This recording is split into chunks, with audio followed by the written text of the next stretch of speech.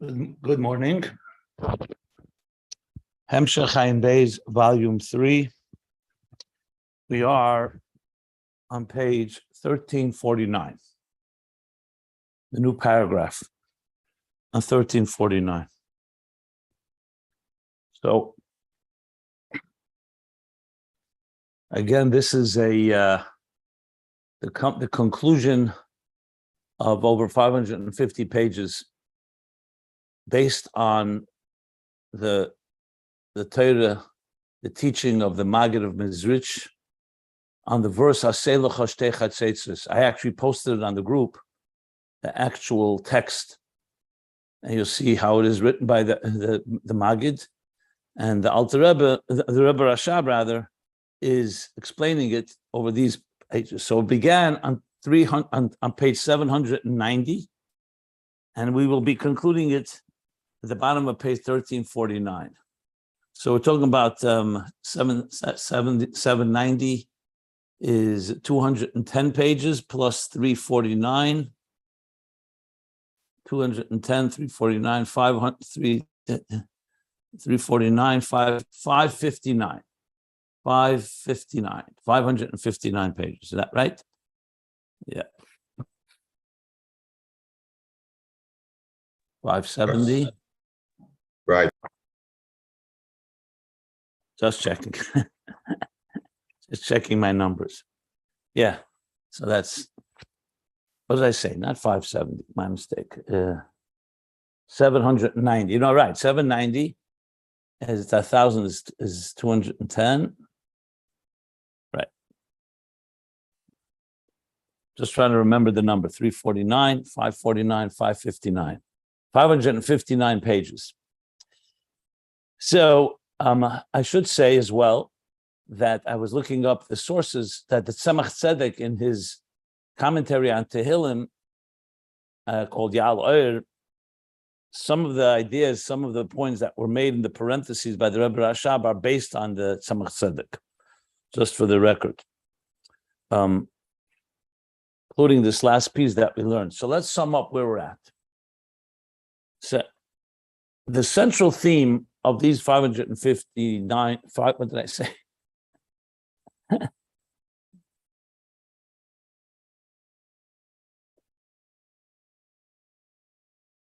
These 559 pages was, firstly, the theme of unity and partnership, chatzetzos as in two halves, chatzitzura, two half shapes, which refers to the divine and the human being, as we will be learning shortly, as he concludes it. And they join together, but how? They join together, but initially they're antithetical. They're completely two separate entities. So he explains the Eibishter first made many tzimtzumim, concealments, through all the worlds of Ishtalshalus, of the cosmic order, because we wouldn't be able to contain the brilliance and the brightness of his presence, of divine consciousness.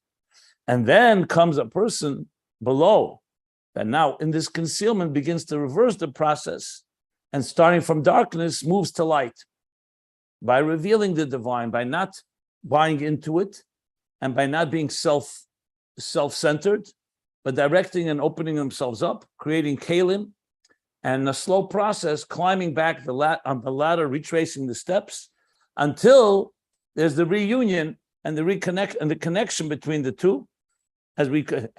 That in general is the process of going from Atzilus to Biyah, whether it's Atzilus the Klolos, which is the macrocosm of Oyer before the Tzimtzum, going into an existence post-Tzimtzum through concealments, or in microcosm, Atzilus going into Biyah through the Parsa, the partition, and the process from the bottom up is going from Biyah to Atzilus, which he calls the Elam HaKisei, the world of Kisei, the Musa Kisei.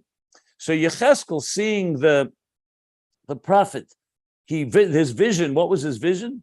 He saw the Adam Elyon sitting on the throne, which is in a concealed state, because Kisei's Mechusa, the souls as they come down in Biyah, but they in turn, through their Avodah, reconnect to the Adam that's on the Kisei, which is Atzilus, the revelation, through their Avodah of refining themselves that we spoke about removing the concealments and refining themselves step by step.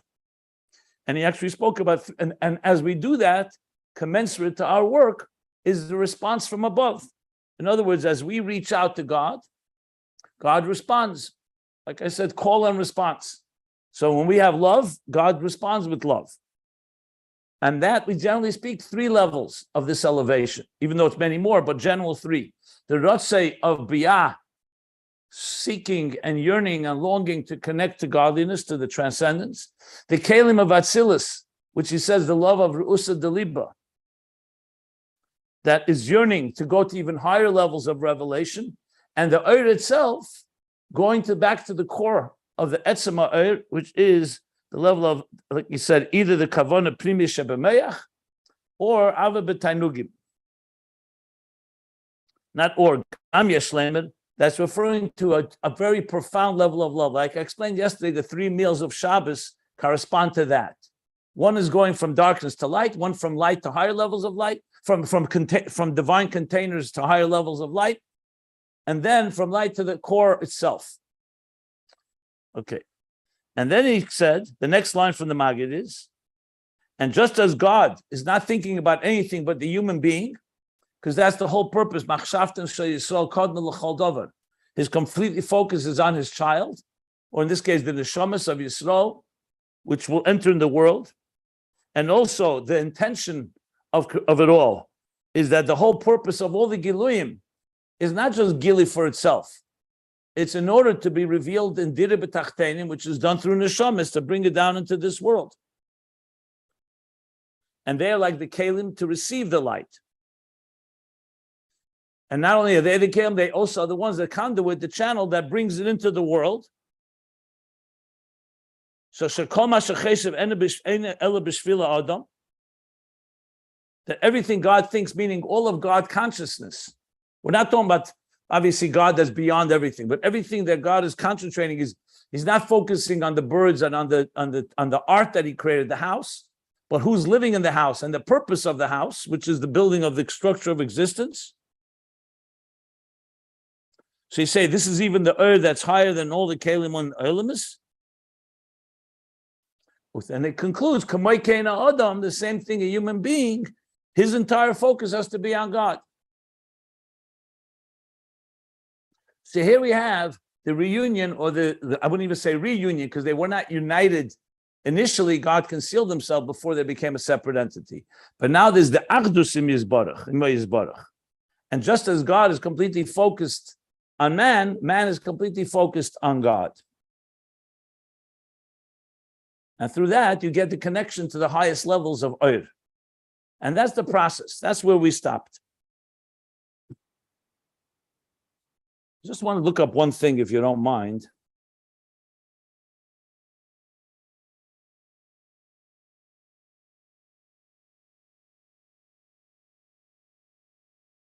Just a second. I want to just look up something.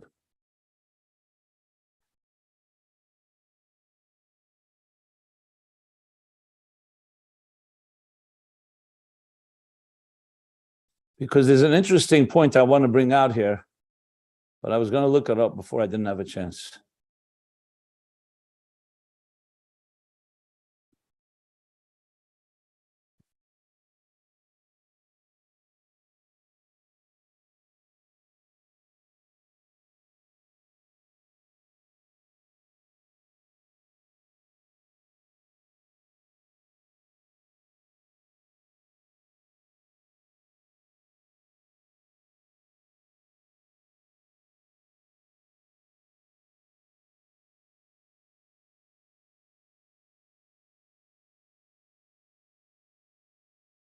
Okay, so Magid, in the original Torah of the Magid, he actually brings a different Maimer Chazal. He brings Kol ha'olam lo nivra ela l'shamsheni, that the whole world wasn't created only to serve me, to serve the human being, which is at the end of Kedushin, I believe. The Rebbe Rashab, and the same with the Tzemach Tzedek, they bring Kol ha'olam lo nivra ela l'tzavos l'zeh, which is the same theme, it's just a different Maimer Chazal. that the entire world was all created l'savis l'zeh, for the purpose of the human being. Kizeh kol ha'odam. That's the verse in Kehelis. It's in Kehelis Rabbah.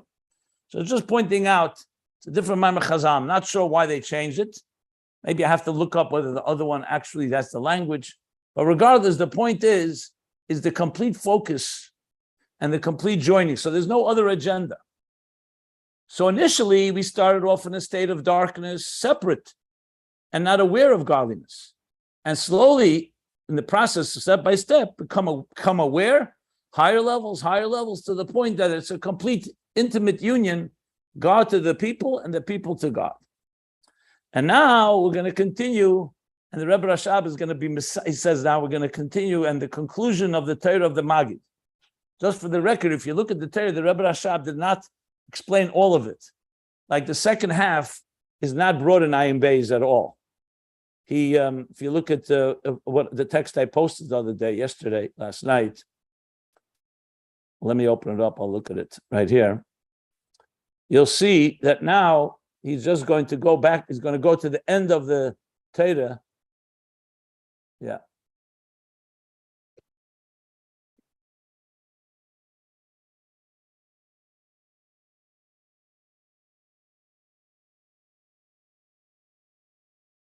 Yeah. So let's read on now. On page 1349, the new paragraph, U'Mesayim.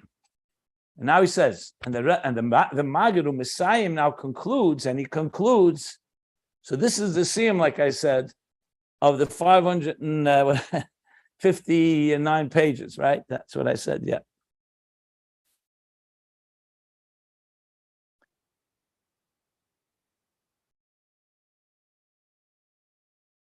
U'Mesayim be'inyan shtei chatzetzes kesef. So remember, the whole Torah began on the verse "Aseh lecha shtei chatzetzes kesef." Then in Parsha Ba'alescha, God says, "You shall craft two trumpets of gold." The word chatzetzes is the interesting word, and the Magid's chiddush, the Magid's pshat, is chatzetzes is made up of two words: chatzitzura, chatzetzes. So chatzitzura is two halves of an image. Surah is an image, and chatzi is half. So he says now. So now he's Messiah. Be'inyan shtei chatzetzes kesef. Ki ha'odam hu chatzitzura. A human being is half of the image. So you have an image that's, let's say, split into two, because that's how God created existence. He spoke through all the concealments. He created a human being separate from himself. And then through our avodah, through our service and work, we're going to connect the two halves. So essentially you have two halves, Selim Elokim, the divine image, the human part, and there's the divine part. So he says, Ki ha'odam hu chatzitzura. A human being is a chatzitzura, because the word Adam, like he explained in the Magid earlier, he said Adam is the letters Aleph Dam. So let me explain that before we read on. If you look inside the Torah, he says like this.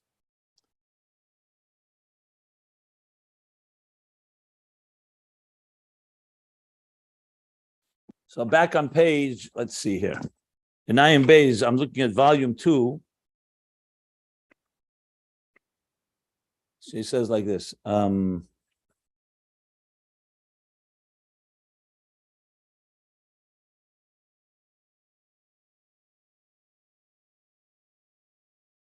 So the Magid said, okay, the two halves are derech Musa ki said Mus kamar Adam, ki Adam urak dalad mem dibur malchus, right?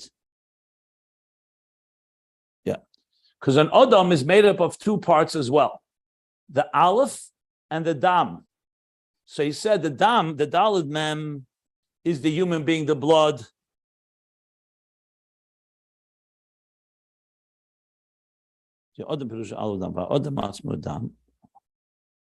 So the Dam is the part of the human part of the human being, and the Aleph, referring to Hashem, is the godliness within the human being. He said this on page 803. I'm looking at Ayin Beis 803. He explains this, like the difference between the animal soul is the Dam, which resides in the blood, and the Aleph refers to the Nefesh Elikis, the divine soul. So that's what he's saying here as well. So therefore, it goes like this. The human being, the biological or the physical, the human part of the human is just the dam. And the aleph is also not complete because you need them to come together.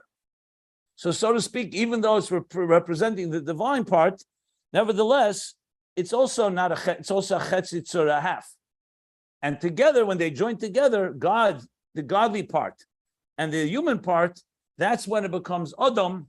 Like he said, Mara Adam, the likeness of man, that we're going from the key that's sitting on the throne. So in the throne, it's in concealed state. But when it's through Aveda, the Aleph and the Dam come together. So you have the two halves coming together as one whole. That's the words of the Maggid. Now the Rebbe Rashab in the parentheses continues to explain. I just keep looking inside because I want to see the actual language. It says like this. Let's see here.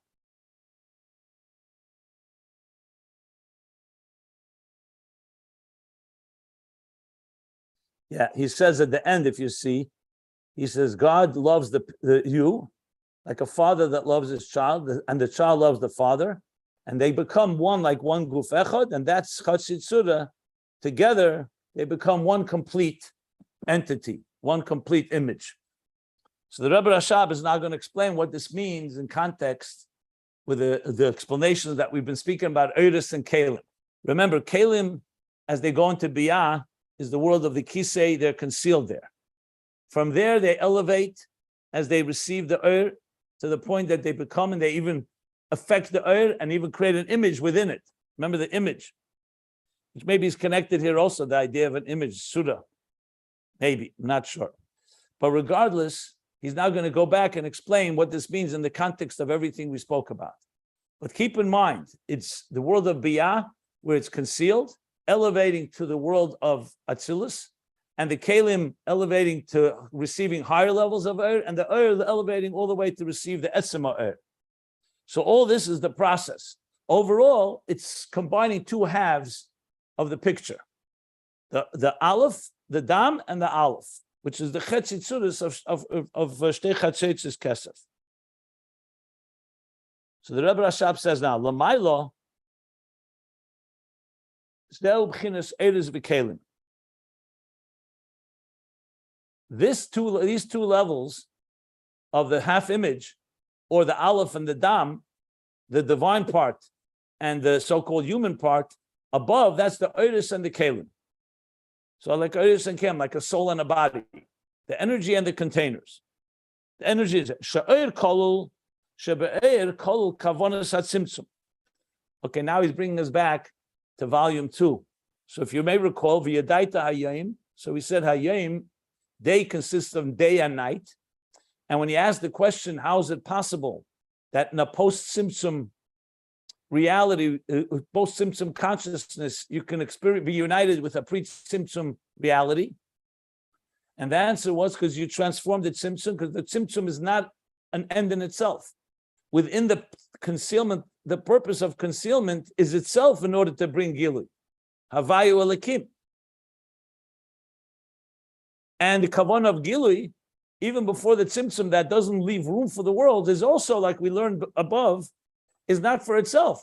It's in order ultimately to be received by the Kalim below, the Neshamis, and to be transmitted into the world. So in truth, even though there was necessary for a Tzimtzum, because like using the example of a teacher's brilliance would overwhelm and completely annihilate the student, so the teacher has to conceal. But the concealment is not in order to conceal. It's in order that the student should be able to absorb it on his level. And as he does, the Tzimtzum expands and opens up and allows more energy in. And the brilliance of the teacher was not meant to be completely removed from the student. For the time being, it has to be concealed because there's too much. But as the student becomes more acclimated, that Eir, even the highest levels of Eir that are the Etzema Eir that are beyond existence altogether, that we learned. Not just the Eir that he reveals to himself, but even Etzema Eir, its whole purpose, like we said, was Litzavis Lezeh. The whole purpose was for the human, for the Neshama, for the Neshamas below. and to make a dir b'tachtenim. So therefore, once you know that, then you know that even though initially it's like two halves, but within each one is embedded the other. And that's what he's going to explain now. Within the kalim is embedded, within the oir, the kavana is, within the tzimtzum, the kavana is gili, and within the gili, the kavana is to bring a tzimtzum. So in other words, the whole purpose is to unite the two, not to keep them separate. So he's going to say, so lamaila, this is eres v'kelim shebe'er kol kavanas tzimtzum. The oir has within it, embedded in its DNA, so to speak, the intention that there should be a concealment, and the oir should travel through the concealment first in a very narrow way.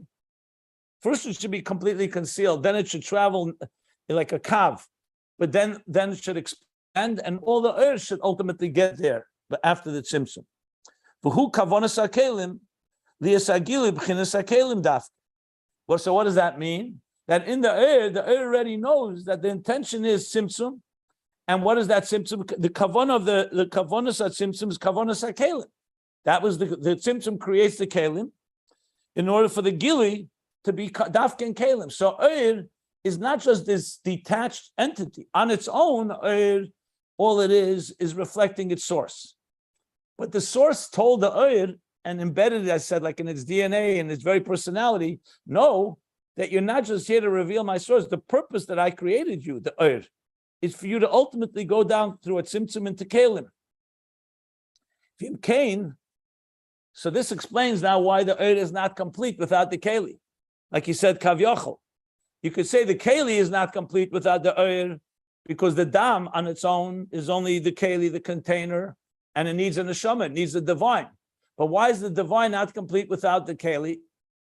So he says, "Im kain ha'oir bli keli ein zeh shleimus," and therefore the oir without a container is not complete, even though it's reflecting the divine, but it's not fulfilling the kavanah of what of God wants in the oir, which is to go into keli. And now the other way around as well. Ubakel kol kavanas ha'oir, and the container also is not just a container, a separate entity. In it is also embedded the intention, the purpose of that it should be a keli to oir.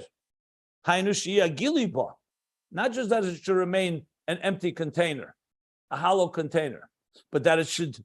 But that means that there should be a revelation within it, the divine revelation. Hagili ba v'al yoda, in it and through it.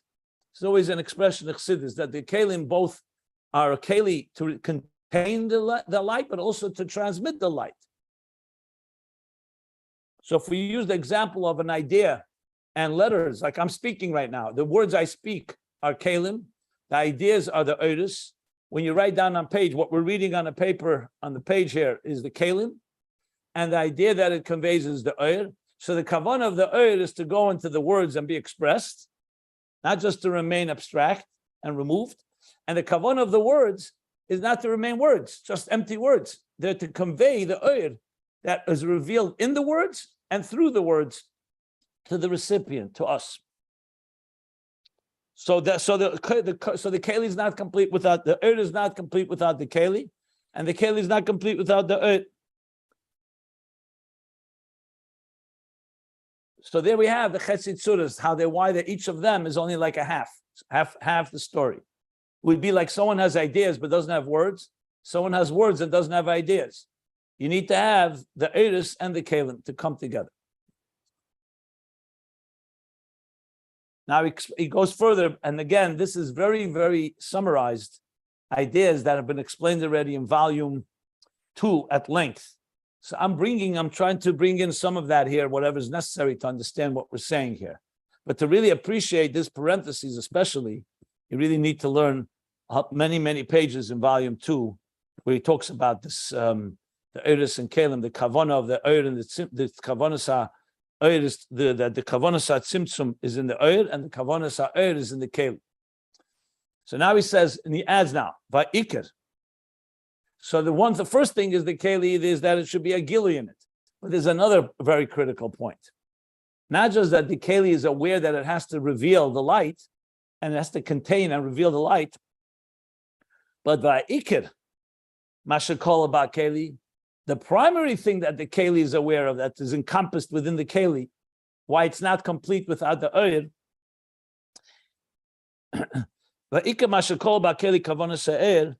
That in other words, that the purpose of the keli is the oir, is not just the gili, but the bittel. Hu sheyeh bittel ha-keli.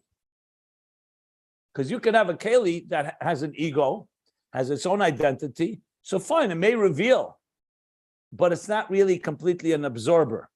And the keli has to be a complete keli. And that's the bittel of a keli. That the keli knows that it's an empty container to absorb and to channel oir. The ti, there's a keli legili elyon yeser. And that's key. Because if the keli had an identity, so yes, it can reveal. Think of a cup. Excuse me, I'm sorry. A cup, or even better, a pipe that has other things inside it. So even though it may be a channel for, let's say, water or some other fluid, but there's also other things going on. So it won't be completely a keli to bring the oil, and especially the highest levels of oil. So he's saying the bitla keli, and not just the bitl that it should completely contain the oil, but the tia is a keli gili elyon yeser. Because remember, the goal is not just to bring the regular level of oil into the keli. So when a teacher is conveying let's go back to the example, an idea through words, those words are not just to convey right now what he's teaching, but in the words are embedded the potential as the student grows, that he will understand levels of oil that were also communicated, even though right now he only understands, let's say, Ayin Beis, or just the basic principles. But as he grows and his containers expand, within it also, because of its bittul, is also going to draw from the deeper brilliance of the teacher that lies within the oil. That's why when he reaches 40 or 40 years later, he comes to understand that he did not understand 40 years earlier or years earlier. It's in the same oil, but that's because of his bittul. If his bittul would not be complete, he may receive something, but he wouldn't receive all the potential within it. So basically, he's saying here is that the keli has in it the kavanah of oil in general, that it should carry oil and it should contain it and reveal it, but also the bittul, which also allows it to be a keli to oil elyon yeser, not just to the regular level of oil that a keli, but even to higher levels of oil. Ubeloizos. And without this bittul, without this kavanah, without the keli not having this within it, if the keli did not have within its DNA this type of consciousness, the kolshkem beli legamri.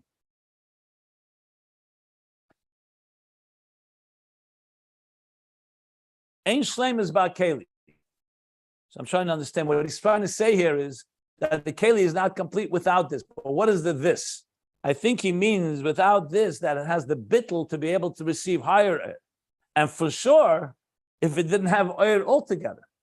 So in other words, the keli is not complete, not only when it doesn't have regular level of oil, if it's not really a conduit, a transparent channel for the highest levels of oil, the higher levels, ein shleim is ba keli. That's what he's saying. So the keli is not complete. U'kamoshn is barley il. And this is where he refers to earlier, which is at length, this is discussed. Dibra maschal al gimel dvarim. This is volume 2, page 1010. Yeah, because remember, all of this is summarizing again the Torah of the Mag that he already was explaining for the last 559 pages. I think I got the number right. Okay. So this is in general the Eris and Kalim.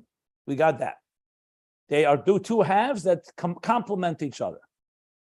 Now he's going to go back to the Eibishter and Knesset Yisrael, God and the people, like we've been talking about. So he says, "V'cheinu b'chlolus," and so too is it in general.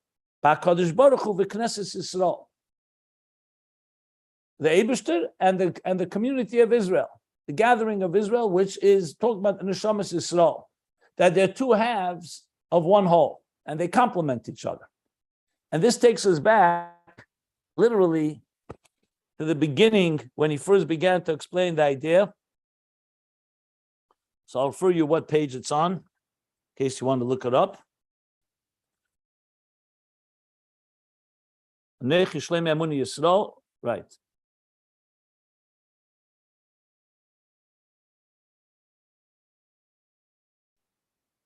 One minute.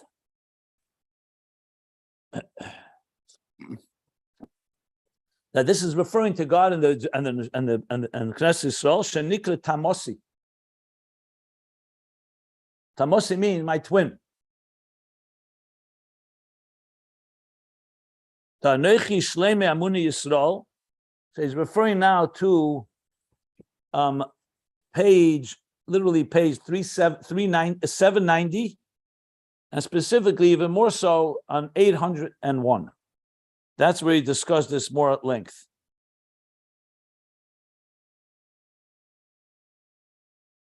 So what means Shlemi Amin Yisrael Shlemi? So Shlemi is also from the word Shlemus. It completes, it complements. So he's saying, like we say, the Kel Deidi Defik, Tamosi, the different names that were called. So the Rayosi, Tamosi, we call God's friend, God's beloved, and Tamosi like God's twin. Tamosi also from the word complete. We complete each other.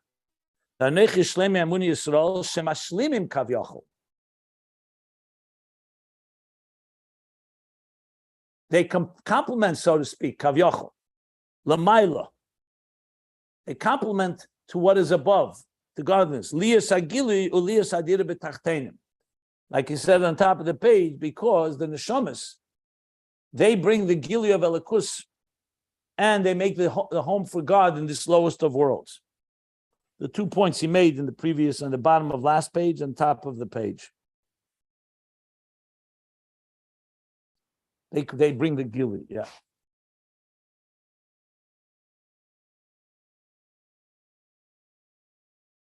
So there you have the two halves again, the two halves complementing each other.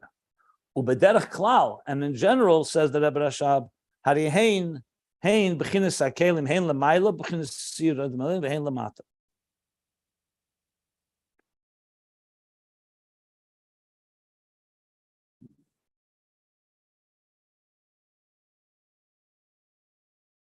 Okay, what he means here, I'm trying to figure out, it means b'derech klal, referring to what? Okay. Basically, that even though we just said Eris and Kalim, and then he spoke to the Eibishter and Yisrael, he says, remember he said Yisrael and the Shamas are called also Kalim. So he said, b'derech klal, ari hein b'chinas hakelim. They themselves, these Neshamas, are the level of Kalim, hein l'maylo, both the containers above in Atzilus, b'chinas sir adam elyon. So what is it sir? The structure of the supernal man in Atzilus is what? Is the Kalim of Atzilus. The hein lamata. And also Kalim, as they come down below, in the lower worlds and all the way to this world, where they're also Kalim, where they draw the light of Elikus and make a dira b'tachten, u'kanal, as was discussed above. So there we have the explanation of what it means, the two halves. Well, at least the summation of the explanation. And now he continues. The next line is the line from the Maggid again. Ukeshe yizdapku. And when they cleave, these two halves, these two half images, when they cleave together, yizdapku from the word dvekus, they connect, they bond, they cleave, yachat, together, then nasat surah shlema. So till now they were not complete on their own. The Eir and the Keli, Kadosh Baruch and Knesset Yisrael, God and Israel. But when they join together, then they become a Tzura Shlema, a complete image. So think of a coin that someone split into two halves. And all your life you're looking for your second half. And then when they join together, it becomes a Tzura Shlema. That's what happens when God created the human being. The human being is creating the divine image, but the image breaks off because it's concealed from our perspective. And they need each other to complement each other, like we just explained. The Eir and the Keli join together in one fusion, in one seamless fusion, Tzura Shlema. And here again, the Rebbe Rashab, this is going to be the last parentheses in explaining the Maggid, because if you see after the parentheses, he'll say, At kan l'sheinei ha'er teira. And this is the end, this is At kan, till here is the language of the Er Teira. What What does he mean, Ad Kan? 559 pages. But now comes the last explanation in this last line about the joining together. So he says like this, we're reading this parentheses. The Kfan is Bar Le'il Dibra Maskal Ner Chanukah. And it was already explained earlier in the mimer called Ner Chanukah, which is, again, volume 2, exactly 390, 790. That was the beginning of the whole Magid. He literally referring to the first page of when he began chapter 384. Yeah, Ner Chanukah. Says it was already explained there. What was explained? Shazel b'chinas hagili de erein sof.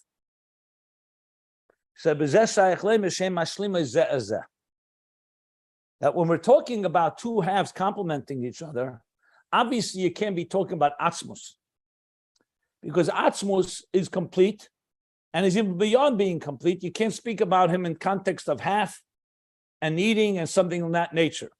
So let me just read the words that he said back in that mimer. I'm reading from page 790 in volume 2.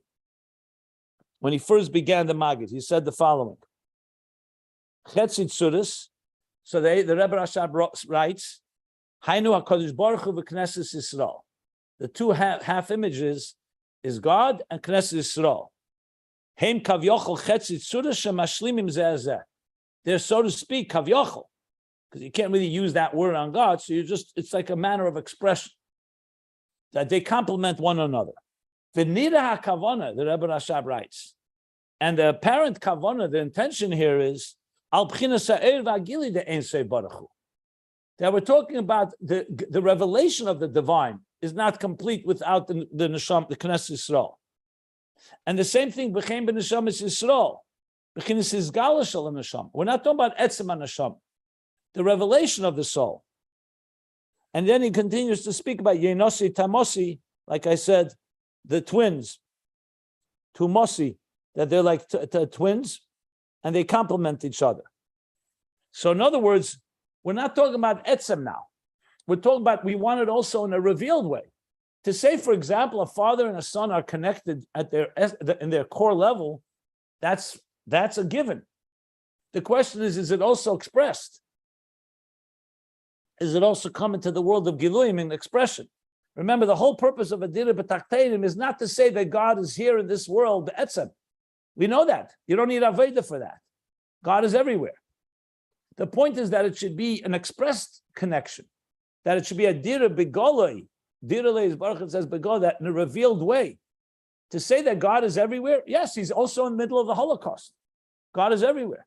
He's in the darkest of the dark. But the goal is that it should be revealed and expressed, that there should be the full celebration and the full manifestation of the divine in existence. So when we talk about this thing completing each other, we're talking about the whole Seder Shtalshus, going to the highest levels, the Etzem Ha'or, and so on. But still in a way that manifests. So he's now referring to what he said back there. So we already explained that this is the Gili of Ein Sof. That's where it's appropriate to say that they complement one another. V'hainu commotion is boyer, which means, as was explained, the oyer shalahoyer is a ilamus, that the oyer, which is coming to radiate and illuminate the worlds, who shabai they kamet tzimtzumim v'levushim. The oyer doesn't just come; it comes through a number of concealments and garments. Ad sheba b'slapshus, to the point that it manifests b'chinas mara odam, in the likeness of a man. That clearly tells you it's in the level of Giluyim, not etzem, because it's coming into a manifestation that has a structure, the structure of 10 spheres, the structure of that looks like the human being, meaning we are created in that image. So it's the likeness of man, b'chinas mara odam elyon, the likeness of the supernal man, which is what? That's the level of the neshamas, like we said. Machshavten shel Yisrael, that God envisioned the neshamas. That is the image that God envisioned. And in that image, he'll create the neshamas created in that image.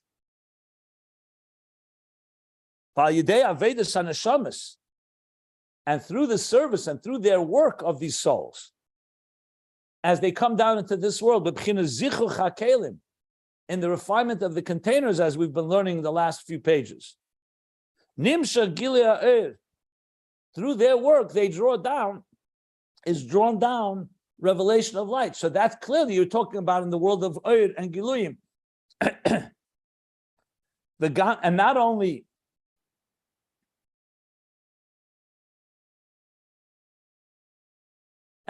the light that's commensurate to the Kalim, the Gamma Eresav Shubchinas Silika Ideit Sumtsum, Hariyu Bchinas Era Shaykh Le.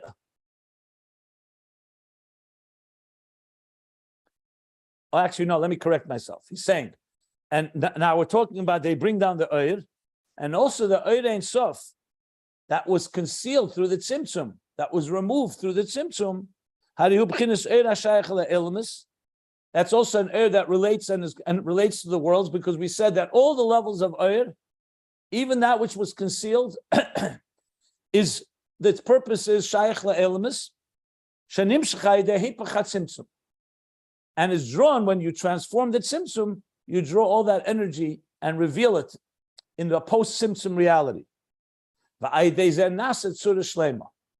And that creates a full image. So we're talking about in the world of image, that even in the world of Giluyim and image, through the Aveda below the Neshamas, we draw down the energy, the Oyer, even the higher levels of Oyer, and that creates the full image, Surah Shlema. And here the Rebbe Rashab concludes after the parenthesis, At kan l'shenei ha'er teira. That's the expression. So on page 790, 559 pages ago, he started with the language of the Er Teira, and now is At kan l'shenei Er Teira. This is the conclusion. This is the language of the Er Teira, with all the parentheses, some of them even with the longest one being 451 pages, but many other parentheses all coming to explain this Teira, this teaching of the Maggid. Now the next section, the next half of the paragraph, he's going to sum it up in the language that he's been using here throughout. So we'll see how it all comes and ties together. And then the next page is going to go, that's all mamata lamaila through tefillah. What about the work? Mamaila lamata from Shem Mat to Shem Ban. So that's the lay of the land that we're at right now. But I'll stop now for questions, and then hopefully we can even learn on, depending how many questions there'll be. So any questions?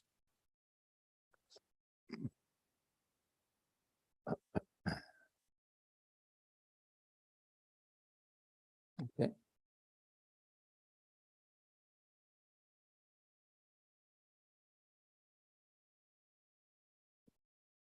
As I said, it's quite an event, an Erev Tisha B'Av, 2022, Tavshin Pei Beis. I didn't look up, but I think it's around 4 years ago when we learned the 559 pages back, and we began this parenthesis. It may even be more, if I recall. I'm not sure, something like that. That's what I would guess. Okay. So now, let's see how the Rebbe Rashab ties it all together. The Kol Zeh, you continue now.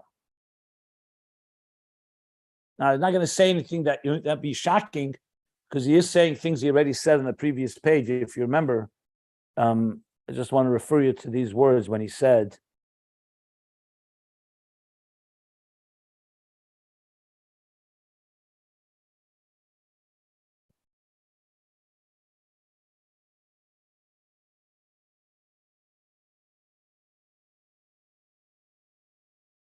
about the general avodah is omamata l'maylo. That's what he's now going to sum up. So he says, "V'kol zeh hu avodah shehi b'bchinas halal mamata l'maylo." All this is the avodah, the service, our work, going elevating from the bottom up, from the top down. But that was the contrast. Tzadikim, Shema, Yashar. It was all a discussion of how it comes down, or the second level of sweetening the Gvura, which is coming from a very, very intense light that has the power to displace darkness and transform it. But what we're talking about, the theme that is the operative theme here that word is Avedil Mamatal Mail. Vahainu means have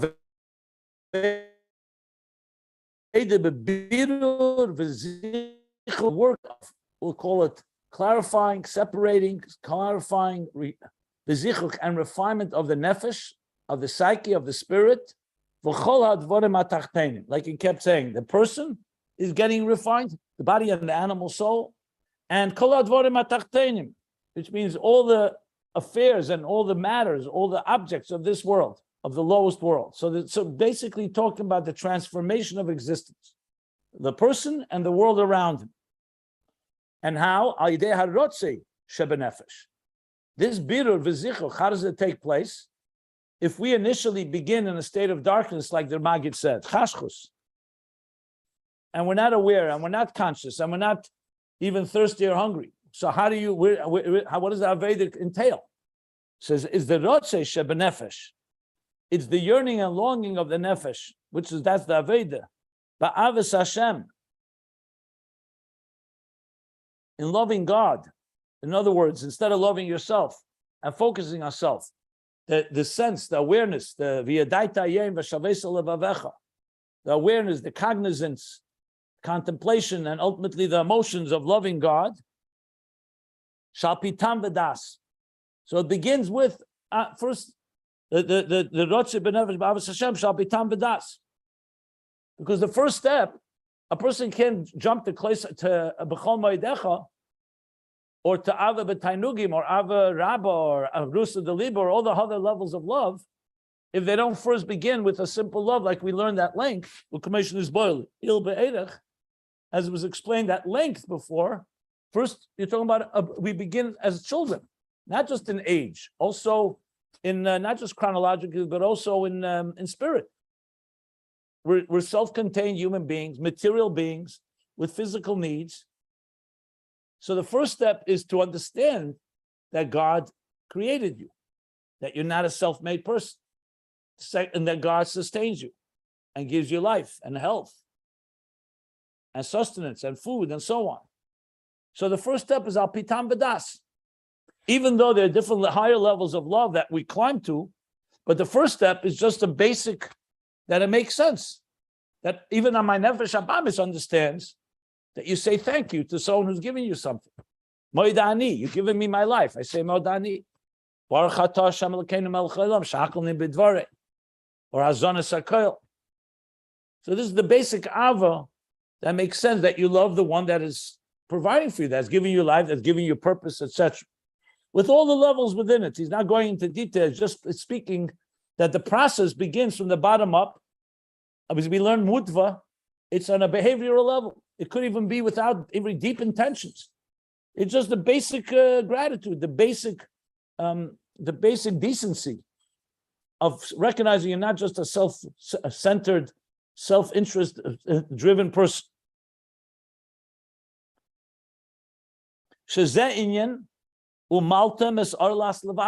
Remember, we spoke about that.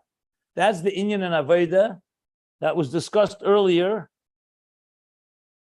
on page, I mentioned page, I think it was page 1019, yeah. That the first Aveda is that you have to circumcise the block of your obstacles, of your blockages. You have to free that, because there's obstacles. What's the obstacle? The guf and nefesh habamis, the body and the animal soul, are focused into them in their own needs. Their own survival. That's an orla. It's a blockage. It's a hester. So says the pasuk that you, the person, that's the first step. Maltem, you shall circumcise and expose the heart that is blocked by the concealments of this material world. So that's step one.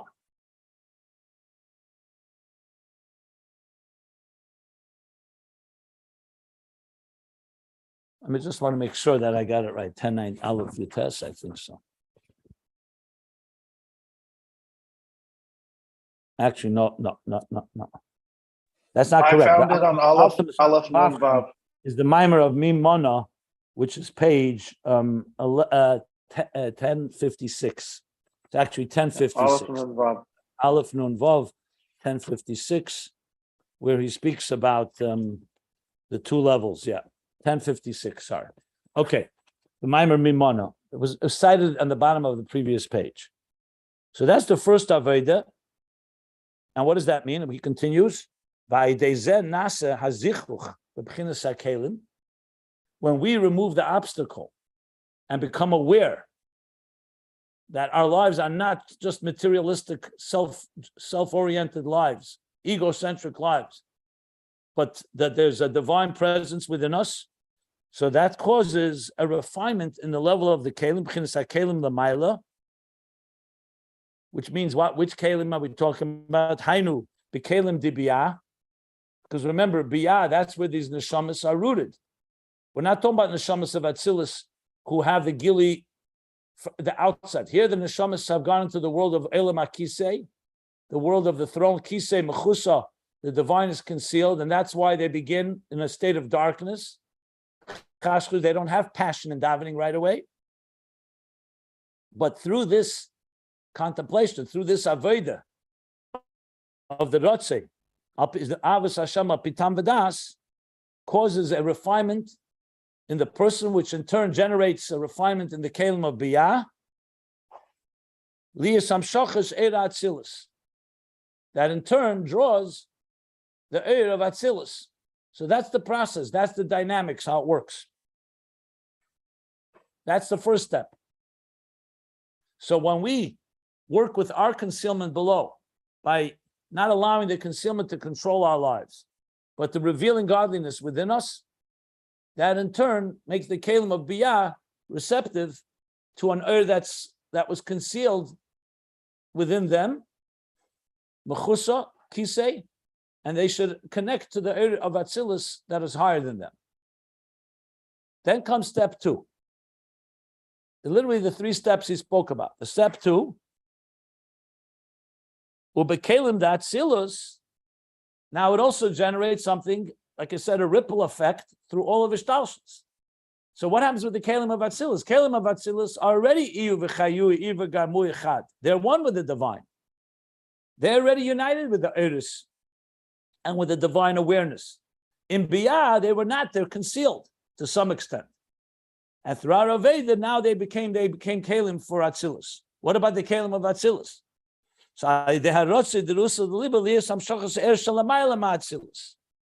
this causes that the kelim of Atzilus will become a yearning for the next level of love, Ru'usa Deliba, the desire of the heart, which is like Avar Rabbah, like he explained, a higher level of love that's higher than Tam V'das.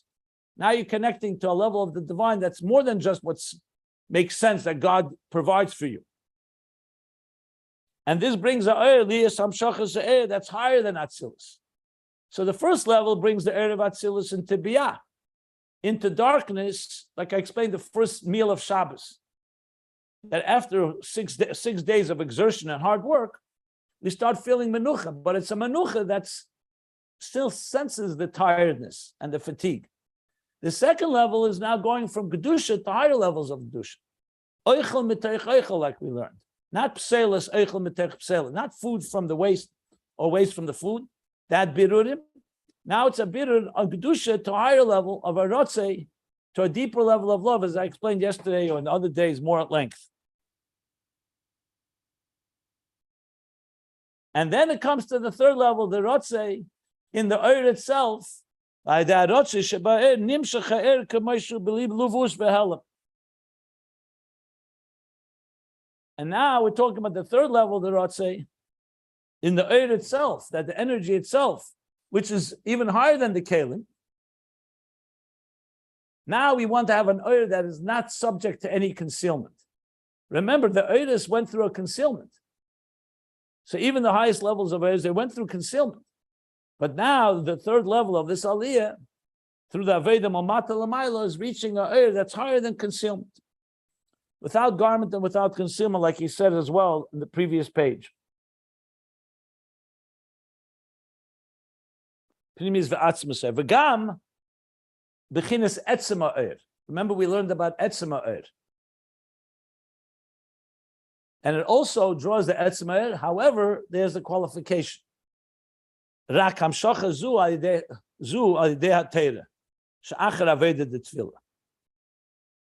So you're creating a container. You're definitely creating containers for the etzem ha'er, but the actual transmission of the etzem ha'er, we're going to learn later, soon, comes through Teira after Tefillah.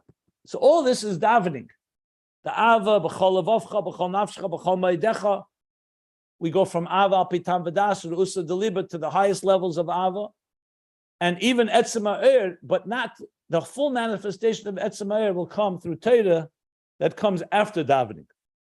That shall be explained. U'kamoishin is barely ill. By yichud havaya v'elakim, as was explained earlier, that the unification of havaya and elakim, havaya hu elakim, remember, v'yadaita yem, v'shavesel v'avecha ke havaya hu elakim. So we learned earlier that this unification is begimel madreg is the Rotz v'shuv. 3 levels of Rotz v'shuv. The Rotz v'shuv of biyah, the kelim of biyah to receive the eir of Atzilus. It also needs a Rotze and a shuv, because there's always a yearning and you have to then contain it, internalize it.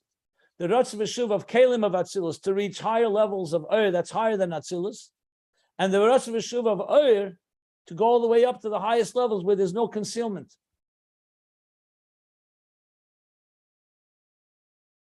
Shayideh hazichuk d'shem Elokim, through the refinement of the name Elokim, which is a name of God, but it's the name that conceals. Hu hagili d'shem havaya b'shem Elokim. So through the refinement of Elokim and everything that was created through Elokim, Bereshit is bar Elokim. God created existence through a tzimtzum, through Helam, through Kalim. That refinement makes of Elokim a Keli, that there's to be the Gili Shem Havaya b'Shem Elokim. The Klolos Ayin hu li'es meyesh la'ayin. So the general process is, like we said, Mamata Lamayla, from Yesh, the Yesh of the physicality and the substance of this world, you go la'ayin, Shezeh b'chinas harotze, b'chol ha'madregas hanal. That's called Rotze. That's a yearning. That's a longing. That's an elevation through all the levels that we described above. Shehu inyan hazichuch va'aliyah. This is the process of refinement and elevation by Dezeh Gilui Ha'er. And through that comes the Gilui Ha'er in direct commensurate to, as we refine, we said, commensurate to the refinement is the Gilui. Umamela Muvan. And therefore it's obviously understood. Sha'er ha'nimshech hu ha'er ha'shayech ha'lekelim. Being that it's coming from the bottom up and it's coming through the kelim, so the air that we're talking about is an air that relates to the containers. The hainu shigama air shalamayla b'chinas hislapshus. Even the light and energy that's higher than what is manifest in the container, harihu b'chinas shaychus ha'lekelim va'elamis. Yet it still has a relationship, some connection to the containers and to the worlds. Val kain al yodei biru v'zichur nimshal gilei. And that's why it's affected, like we said before. The image in the Eir is shaped by the image of the Kelim. Why? Because they have a relationship. Earlier he said also that, however, the image of the Eir that's Etzem Eir, that comes the other way around. That shapes the image of the Kelim, and that's through Torah. But through Tefillah, we shape reality all the way up to these highest levels, but it's still, at the end of the day, not the highest level, because we can only go that far. That's why we need Amshacham Amay Lamata, which we'll learn about in Torah. But here comes, of course, the obvious question that I'm sure everybody's thinking, maybe you're not. What about the Helam Ha'atzmi? Didn't we say the Kalim go all the way to the Helam Ha'atzmi? So the parentheses, the Rebbe Rashab intuits and qualifies exactly that question. So I might as well read it. Let's read it. I'll read it. It says, Umashin is boil ill.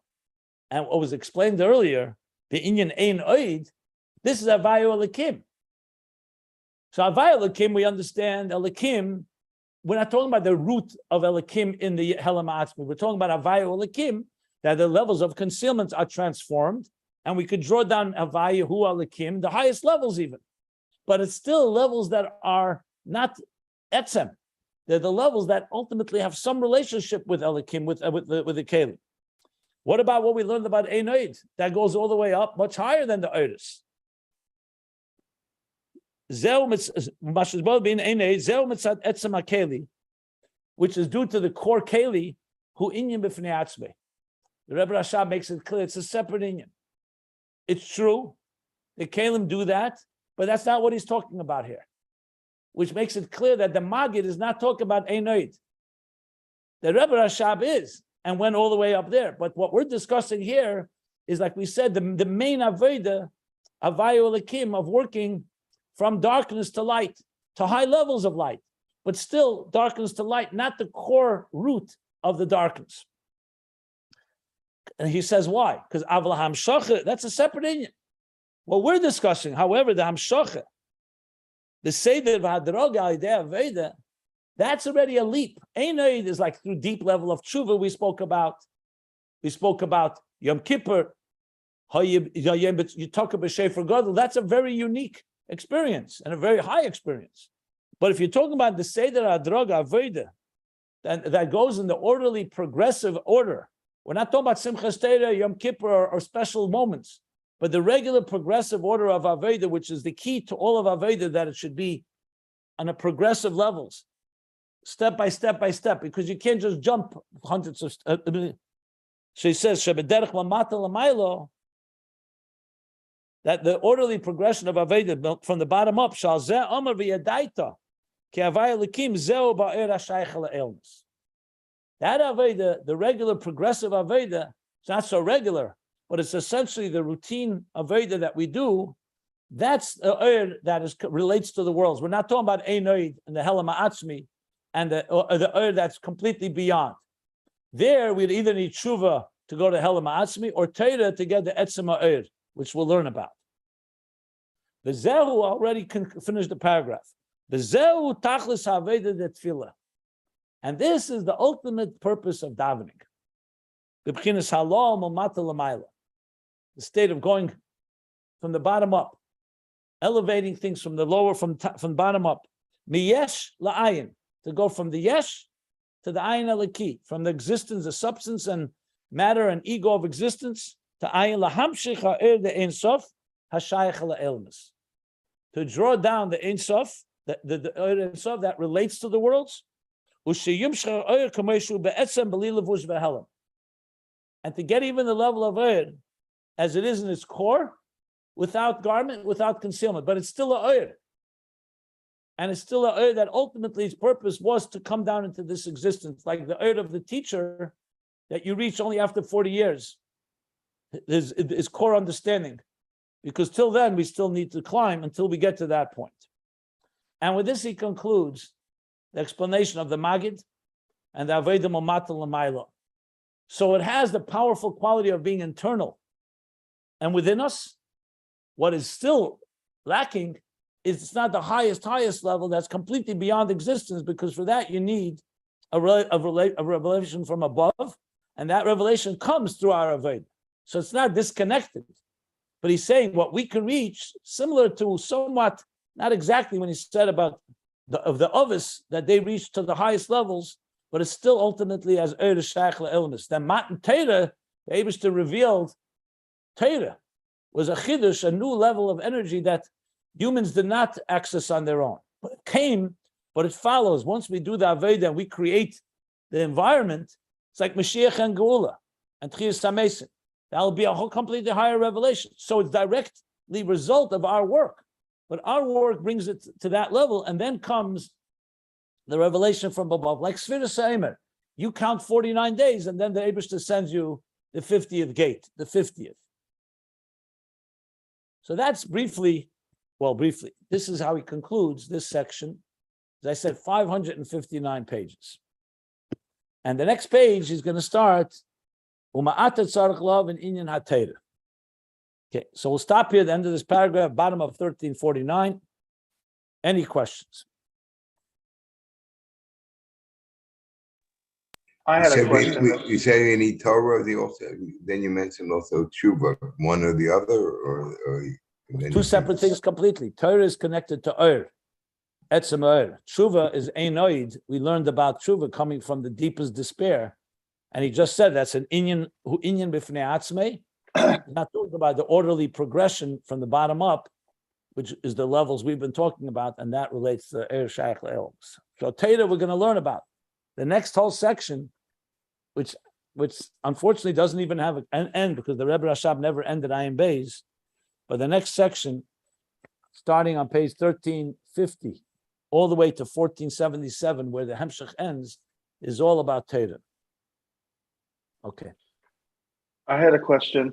You mentioned about 10 lines up as you were concluding the Torah of the Magid, which was a summary, and going back to Vayadaita Hayom Hashavesa etc. You said Aguli D'Shem Havai B'Shem Elokim. You said, I think that these were your words, that Elokim becomes Kalim to the Ora Havaya. Said something almost exactly like that, if not that. And that was the first time I think you used the Indian idea of Elokim being essentially in the form of Kalim for high light from above to fill it. And that was sort of an interesting expression because I thought the Indian was that through the Aravoida, we are Megale, the Or, in Shem Elokim, but that doesn't mean that Elokim is a Keli. It's still divine light. It's just concealed. And through we're the Kalim. The lower role, the Sia, is a Kalim. So it was just an interesting use of I'm not trying to play semantics because it's critical. It's not the first time I said it, and it's also not the first time the Rebbe Rashab said it. If you look in Shar Yochid Amuna, and also in Ayin Beis, he explains clearly, Havaya is the root of Ur, Elikim is the root of Kalim. Elikim means the din and Tzimtzum. Elikim is basically the level of Tzimtzum and the power of Tzimtzum, the power of Kalim, the Shimu, and all of that. So Elikim is the root of Kalim, and that's the bottom line. Now, on its own, it could be concealed. The Aveda of Neshamas, which originate from the Kalim themselves as well. Neshamas come from Elikim as they come down below. So their Aveda, Elikim on its own is a divine name. It's a divine force that conceals. The Aveda of the Neshamas, which is the Aveda of Kalim, is to reveal the Eid within the Elikim, which is there, but it's concealed. That's the essential. So it's nothing, I mean, maybe you heard it for the first time this way, but it's not, it's the basic, this is everywhere in Shaykh Vamun and Ayin Beis and so on. If you look at the bottom of page 1347, he actually says, Shem Elikim, he says, Shem Elikim. And he says these words, So Elikim and Havaya are the two operative forces, basically the Eir HaGili and the Eir of Helam, if you wish, or not the Eir, the Koyach HaGili and Koyach HaHelam. That's the general picture of it. So it all, yeah. Okay. So the second question, the order that's the Shayach to the Kalim, which is complete the Shlemos, the two halves. You said neither is complete without the other, but yet at the same time you said there's or that's Shayach to the Kalim, and then there's, I guess, or that's not Shayach to the Kalim. Is that the distinction between or Bligvul and or Gvul? Not necessarily.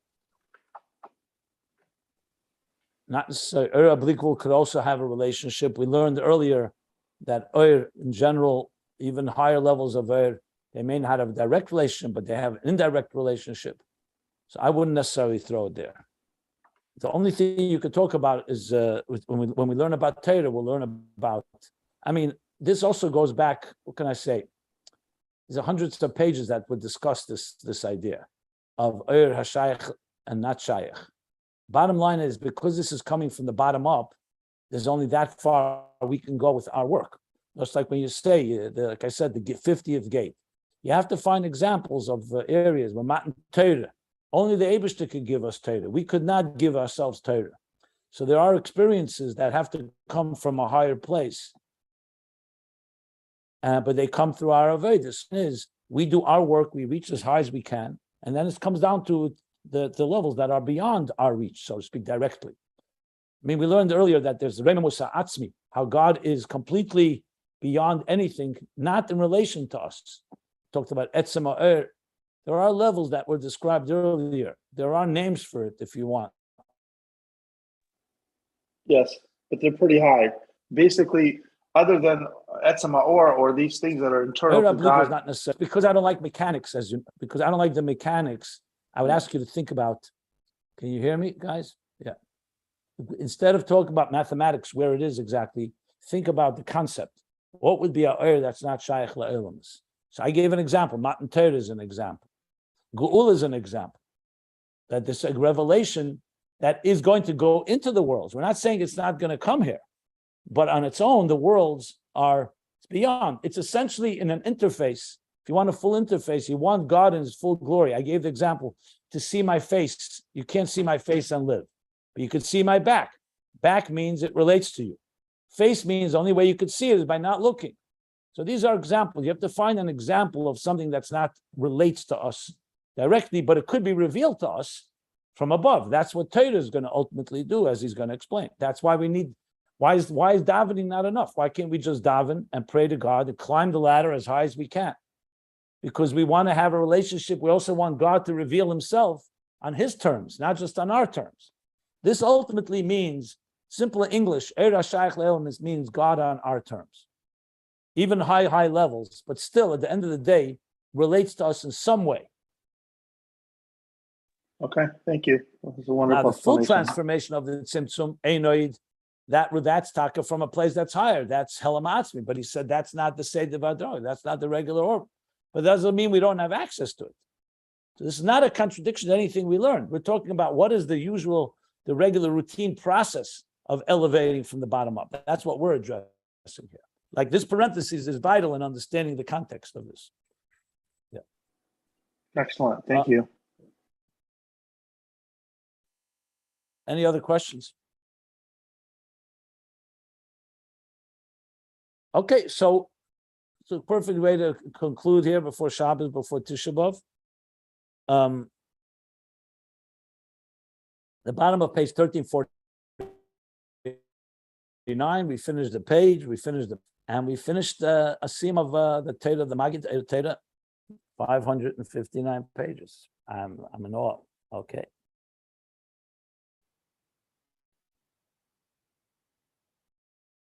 Then we shall go back to, this is like Aramimcha Elakai HaMelech from the bottom up. Elakai HaMelech Elakim, HaMelech, Malchus, is being elevated all the way to the highest levels. And then there's Aramimcha Elakai HaMelech Nomayla Lamata, from the top down.